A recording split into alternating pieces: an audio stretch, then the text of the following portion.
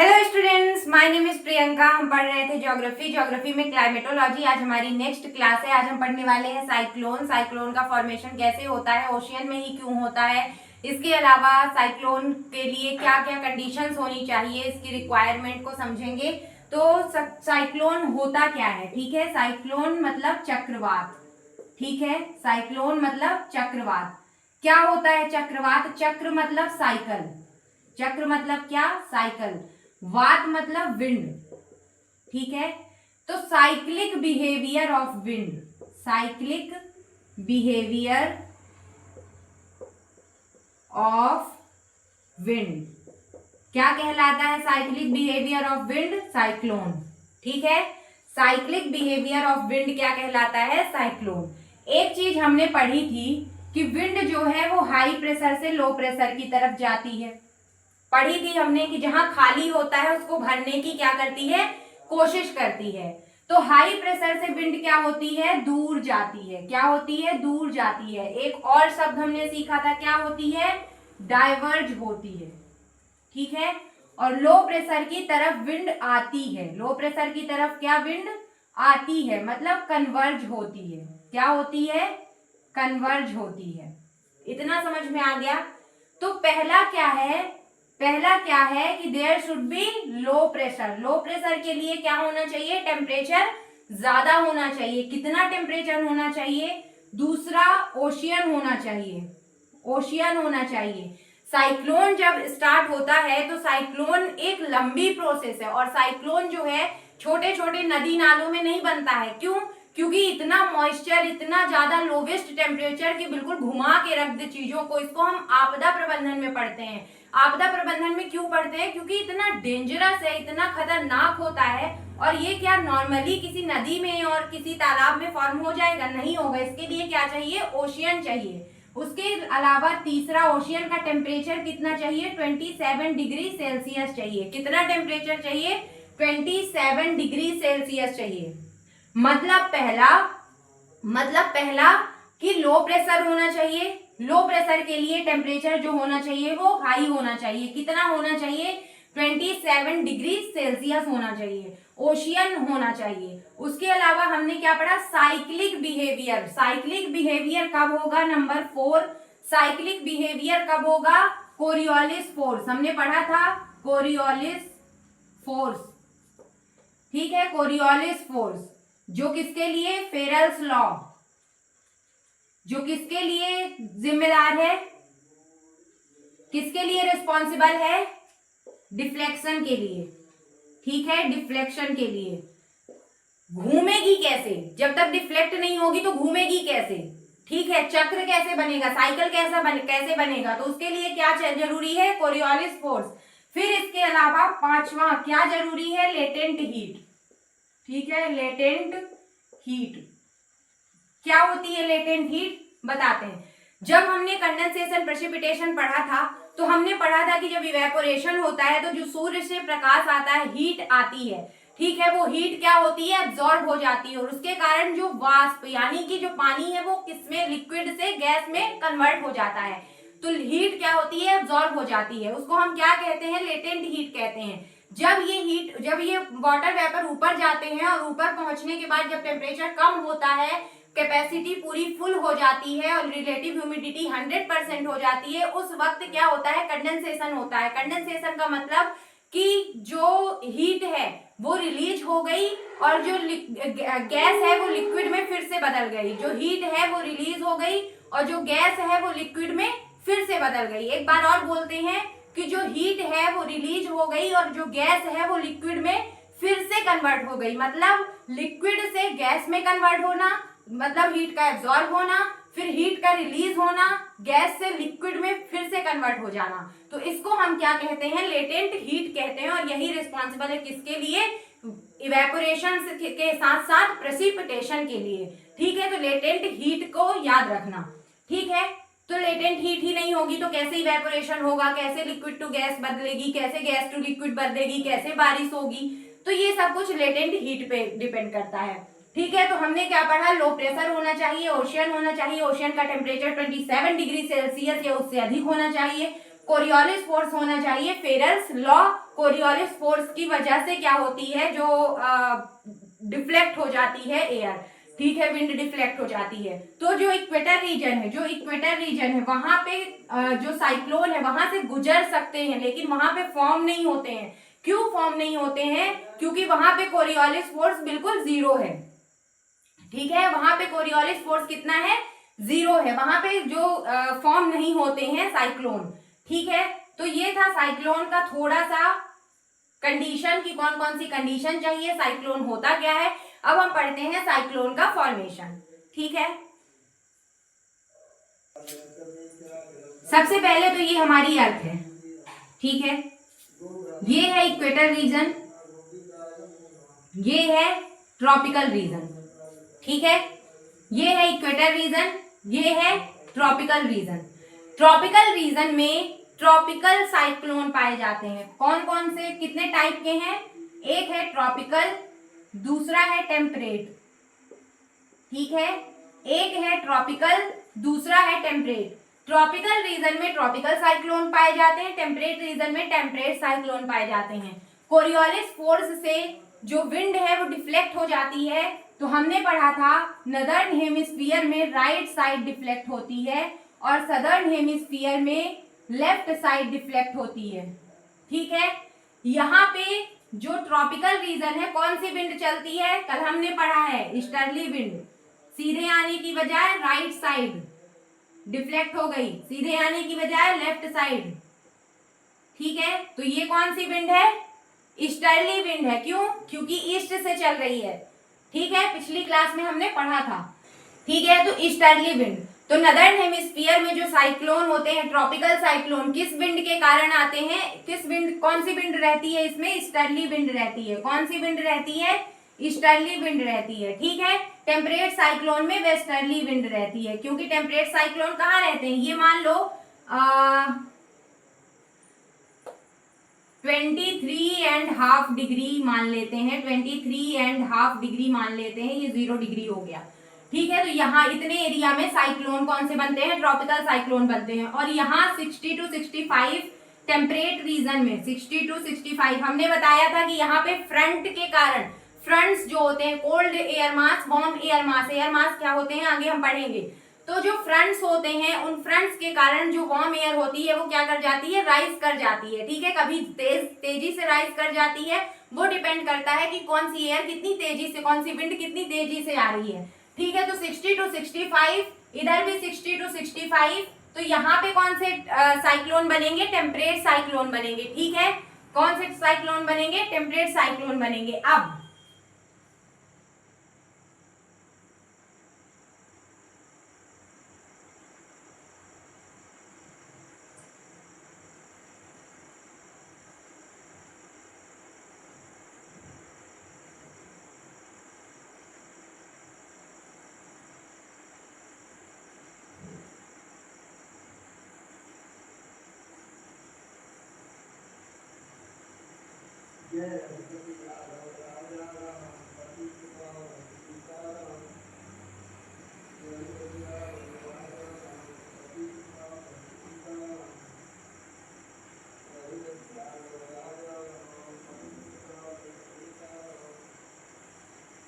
ठीक है, ये जो है विंड को कैसे आना चाहिए, सीधे आना चाहिए। चूंकि नॉर्थ हेमिस्फीयर की हम बात कर रहे हैं, नॉर्थ हेमिस्फीयर की बात कर रहे हैं, तो विंड राइट साइड डिफ्लेक्ट हो रही है, right side, right side, right side. तो विंड जब राइट साइड डिफ्लेक्ट होती है, विंड क्या होती है, राइट साइड डिफ्लेक्ट होती है। तो जब राइट साइड डिफ्लेक्ट होगी तो कुछ ऐसा पैटर्न बन रहा है, ये गया, फिर ये आया, फिर ऐसे ही आता जा रहा है, और ये आया, कुछ साइक्लिक बिहेवियर बन रहा है, इस तरीके से साइक्लिक बिहेवियर बन रहा है। और ये साइक्लिक बिहेवियर कैसा है, आप देखो, एंटी क्लॉकवाइज है। क्या ये ऐसा है क्लॉकवाइज है, नहीं है, एंटी क्लॉकवाइज है। तो याद रखना कि जब नदर्न हेमिस्फीयर में साइक्लोन बनते हैं, जब नदर्न हेमिस्फीयर में साइक्लोन बनते हैं तो वो कैसे बनते हैं, एंटी क्लॉकवाइज बनते हैं। जब नदर्न हेमिस्फीयर में साइक्लोन बनते हैं तो कैसे बनते हैं, एंटी क्लॉकवाइज बनते हैं। क्यों एंटी क्लॉकवाइज बनते हैं, क्योंकि नदर्न हेमिस्फीयर में जो फेरल्स लॉ के अकॉर्डिंग नदर्न हेमिस्फीयर में जो विंड है वो राइट साइड डिफ्लेक्ट हो जाती है, और जब राइट साइड डिफ्लेक्शन होता है तो उसके कारण जो साइक्लिक बिहेवियर बनता है वो एंटी साइक्लिक बनता है, और इसीलिए एंटी क्लॉकवाइज बनते हैं। कैसे बनते हैं? एंटी क्लॉकवाइज बनते हैं। यही जब सदर्न हेमिस्फीयर में बनेंगे, यही साइक्लोन जब सदर्न हेमिस्फीयर में बनेंगे तो कैसे बनेंगे? क्लॉकवाइज बनेंगे। कैसे बनेंगे? क्लॉकवाइज बनेंगे। ठीक है, कुछ नहीं करना है, बस उसको लेफ्ट साइड डिफ्लेक्ट कर देना है। कोई भी विंड चल रही है तो वो लेफ्ट साइड डिफ्लेक्ट हो जाएगी, और जिसकी वजह से क्या होगा? क्लॉकवाइज बनेंगे। ठीक है, यहां तक क्लियर है? टेम्परेट साइक्लोन में वेस्टर्ली विंड का रोल होता है। ठीक है, वेस्टर्ली विंड का रोल होता है। यहाँ की विंड जो है, आसपास की जो विंड है वो कैसी चलती है? लो प्रेशर क्रिएट होता है यहाँ अटलांटिक ओशियन में, लो प्रेशर क्रिएट होता है, और लो प्रेशर क्रिएट होने के कारण क्या होता है अभी फॉर्मेशन बताते हैं। ठीक है, साइक्लिक बिहेवियर, साइक्लिक पैटर्न, फिर क्या होता है आगे बताते हैं। तो ये हो गया क्या? नदर्न हेमिस्फीयर में राइट साइड, सदर्न हेमिस्फीयर में लेफ्ट साइड। तो एंटी क्लॉकवाइज और क्लॉकवाइज। टेम्परेट साइक्लोन में कौन सी विंड है? वेस्टर्ली विंड है, और ट्रॉपिकल साइक्लोन में ईस्टर्ली विंड है। ठीक है, टेम्परेट साइक्लोन हो या ट्रॉपिकल साइक्लोन हो, नदर्न हेमिस्फीयर में सभी एंटी क्लॉकवाइज घूमते हैं और सदर्न हेमिस्फीयर में क्लॉकवाइज रहते हैं। ठीक है, के आगे साइक्लोन का फॉर्मेशन कैसे होता है?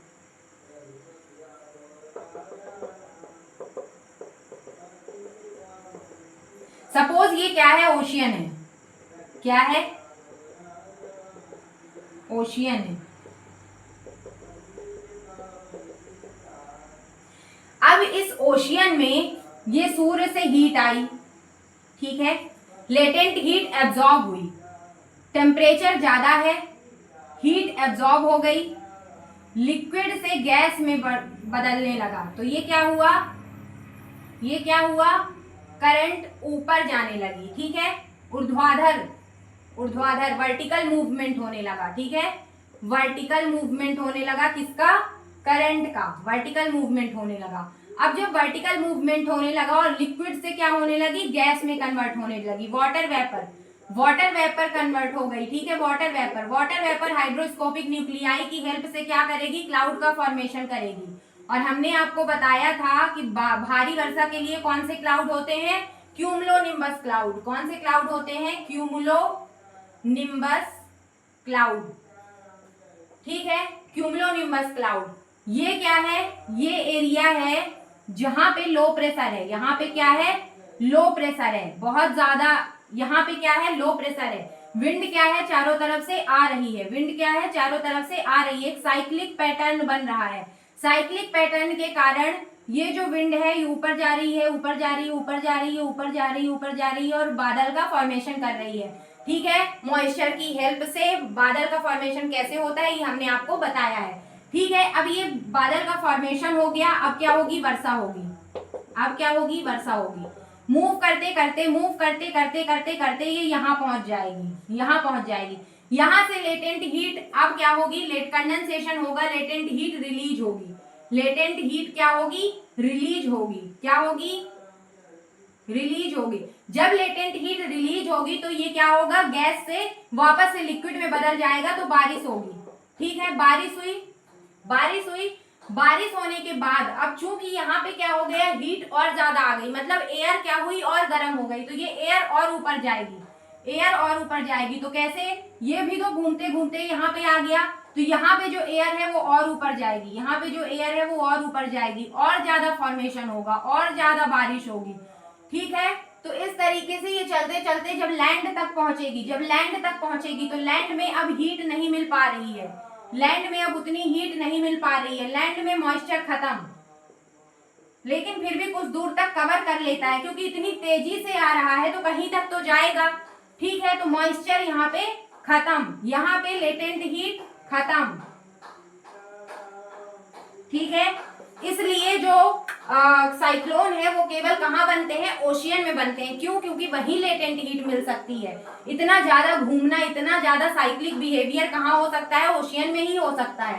ठीक है, यहाँ पे मॉइस्चर नहीं है, लेटेंट हीट नहीं है, तो यहाँ पे केवल कन्वेक्शनल रेन घूम सकती है, गोल गोल नहीं घूम सकती है, कन्वेक्शनल फॉर्म में उठ सकती है। जैसे इक्वेटोरियल रीजन में है तो ऐसा नहीं है कि वहां पे क्लाउड फॉर्मेशन नहीं होता, बारिश नहीं होती, बिल्कुल होती है, लेकिन कैसे होती है, कन्वेक्शनल रेनफॉल होती है। कैसी रेनफॉल होती है, कन्वेक्शनल रेनफॉल होती है, साइक्लोनिक रेनफॉल नहीं होती है। उसके लिए क्या चाहिए, ओशियन चाहिए, ओशियन का टेम्परेचर 27 डिग्री सेल्सियस चाहिए, लेटेंट हीट चाहिए, कोरियोलिस फोर्स चाहिए, अच्छा खासा लो प्रेशर चाहिए, और लो प्रेशर के कारण जो साइक्लिक बिहेवियर बनता है उसके कारण क्या बनता है, क्यूमुलोनिम्बस क्लाउड बनता है।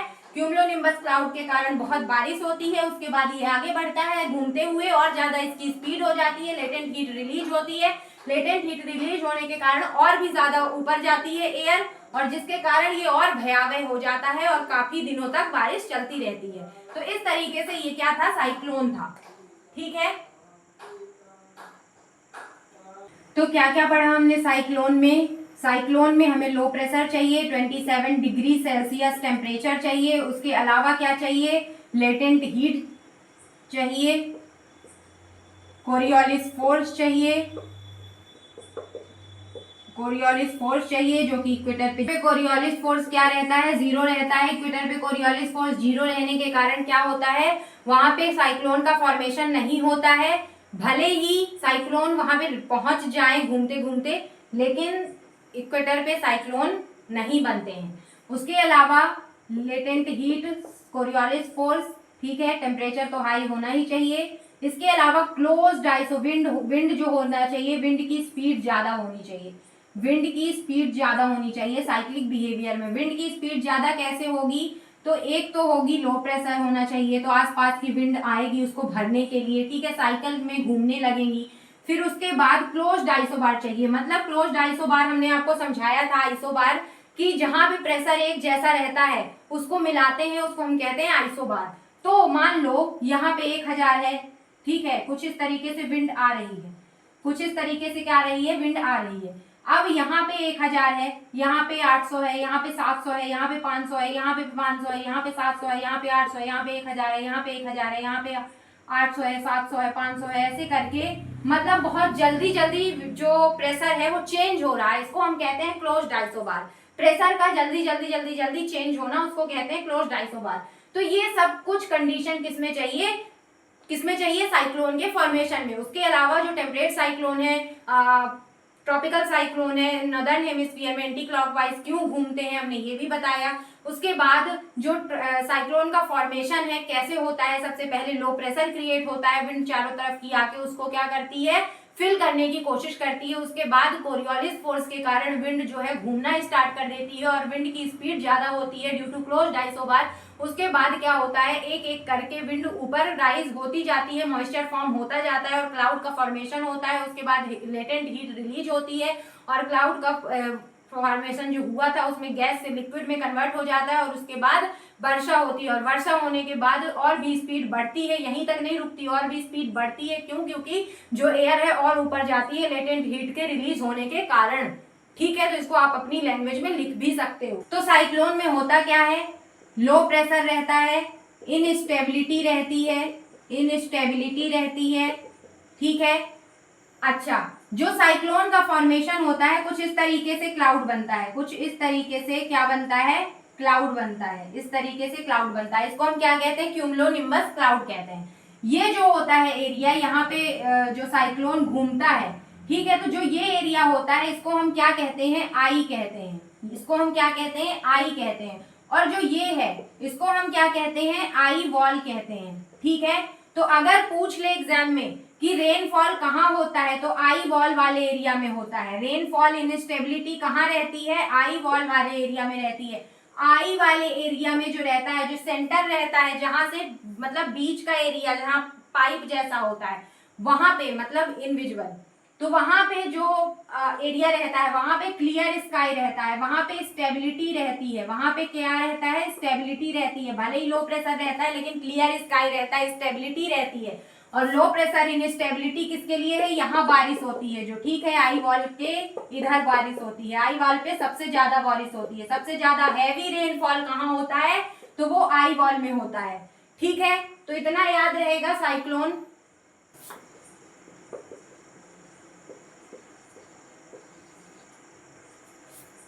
क्या होता है एयर मास, एयर मास मतलब large area large area with homogeneity in pressure, humidity, समझाते हैं अभी, humidity, temperature, large area with homogeneity in pressure, humidity, temperature,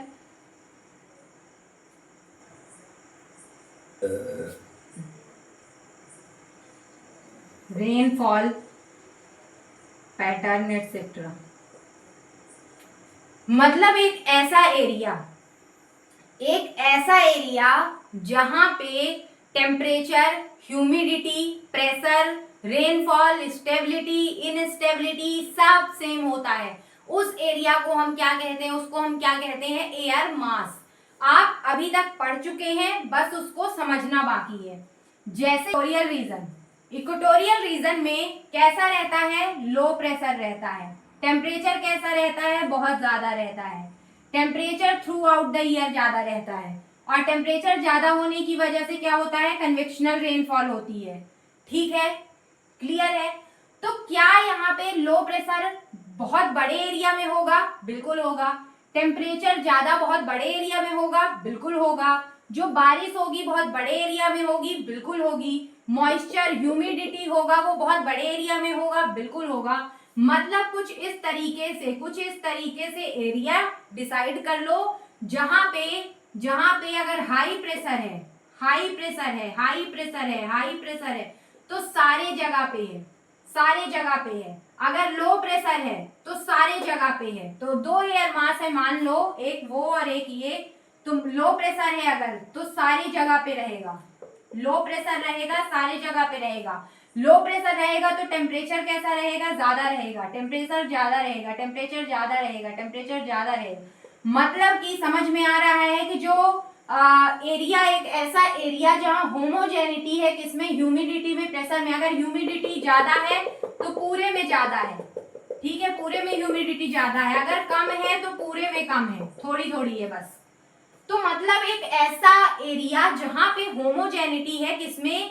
air में जो भी है, टेम्परेचर है, प्रेशर है, ह्यूमिडिटी है, रेनफॉल है, सब में होमोजेनिटी है, और उसी को हम क्या कहते हैं? एयर मास कहते हैं। उसी को हम क्या कहते हैं? एयर मास कहते हैं। तो अपने अर्थ में इक्वेटोरियल रीजन पे क्या बड़े एरिया में एक एयर मास है? बिल्कुल है।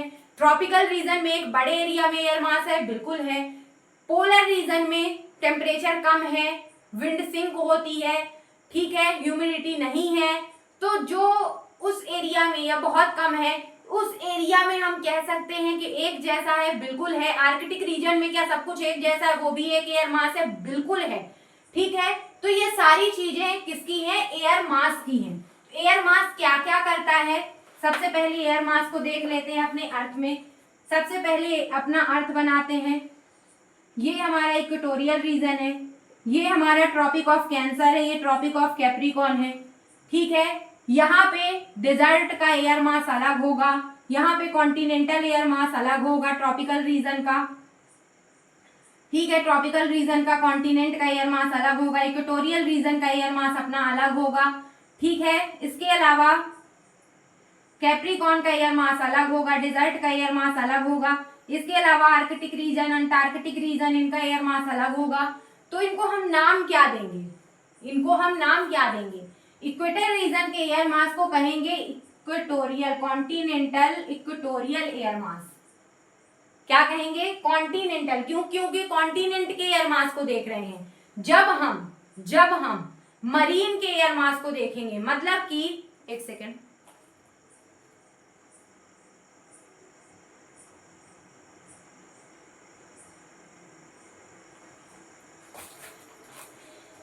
सॉरी, मतलब कि जब हम मरीन के एयर मास को देखेंगे तो मरीन के लिए मतलब समंदर के लिए, मतलब ओशियन के लिए, मतलब वाटर बॉडी के लिए हम क्या यूज करेंगे? मरीन वर्ड यूज करेंगे।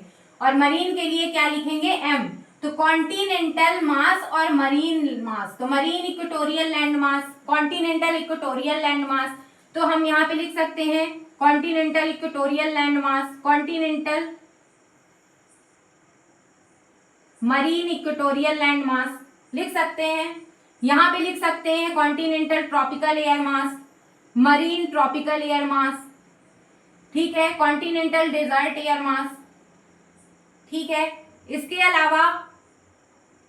अलावा कॉन्टिनेंटल टेम्परेट एयर मास, ठीक है, टेम्परेट यहाँ पे एम लिख लो चाहे तो, कॉन्टिनेंटल टेम्परेट एयर मास। इसके अलावा continental marine temperate air mass, polar, continental polar air mass, continental polar air mass, ठीक है, मरीन पोलर एयर मास, समंदर है तो मरीन पोलर एयर मास। इस तरीके से आप खुद डिवाइड कर सकते हो, ठीक है। Continental tropical air mass, continental temperate air mass, marine temperate air mass, marine tropical air mass.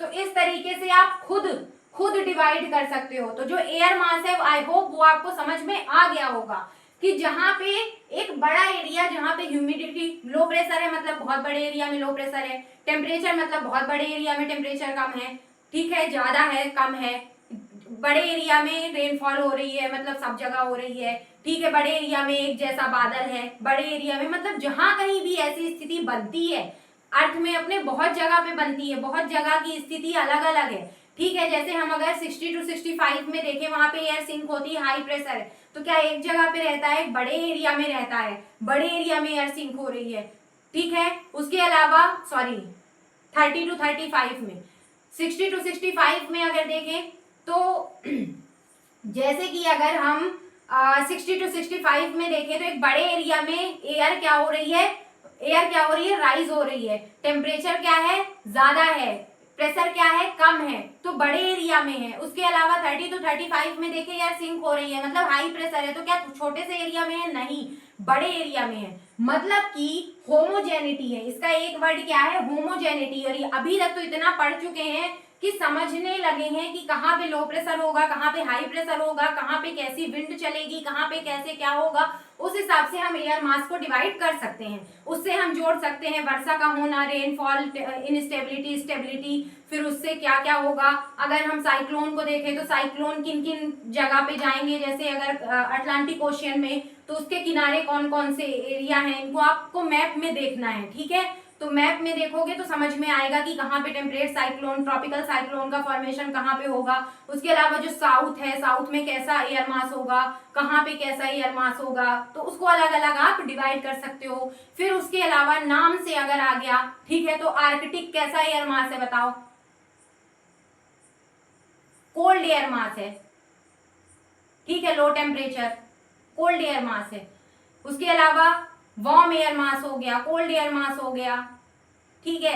Equatorial region का एयर मास कैसा है, high temperature low pressure air mass है, ठीक है। तो एयर मास पे डिपेंड करता है कि कहाँ पे स्टेबिलिटी रहेगी, इनस्टेबिलिटी रहेगी, कहाँ पे कैसी विंड चलेगी, कहाँ पे क्या रहेगा, तो ये सब कुछ एयर मास पे डिपेंड करता है। आई होप आपको ये समझ में आ गया होगा। इसके आगे हम नए चैप्टर के साथ, थोड़ा सा बचा है कोपेंस क्लासिफिकेशन, वो कराने के बाद कंप्लीट हो जाएगी हमारी क्लाइमेटोलॉजी। मिलते हैं नेक्स्ट वीडियो में, तब तक के लिए जय हिंद।